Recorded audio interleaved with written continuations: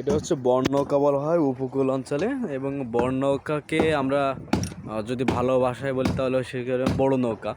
সুন্দরবনে যে গোলপাতা আছে, এই গোলপাতা বছরে এই নির্দিষ্ট সময়ে পাস দেয় বন বিভাগ থেকে। 2 মাসের জন্য গোলপাতা কাটার জন্য পাস দেয়। এই এখন কারিগররা মিস্ত্রিরা ব্যস্ত এই আপনার পুরনো বড় নৌকা সারাই করার জন্য, পুরনো নৌকা সারাই করতেছে। এবং একটা 2 মাসে একটা নৌকা সুন্দরবনে 2বার যেতে পারেন, এবং 2বার হ্যাঁ 2বার যেয়ে সেখান থেকে তারা গোলপাতা সংগ্রহ করতে পারে। কাকা নৌকার কোন বিষয়গুলো সারাই করতেছেন এখন, কোন অংশগুলো? কাকা কি শুধু নৌকার কাজ করেন নাকি অন্য অন্য কাজও করেন? নৌকার কাজ তো তাহলে সবাই পারে না, সব মিস্ত্রিরা পারেন? আচ্ছা, আপনার বাসা কোথায় কাকা?